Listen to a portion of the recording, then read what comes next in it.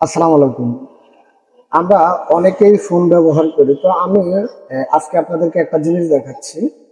দেখুন এখান থেকে এই ফোনটাতে আমাদের টাচেও কোনো প্রকার প্রবলেম নেই।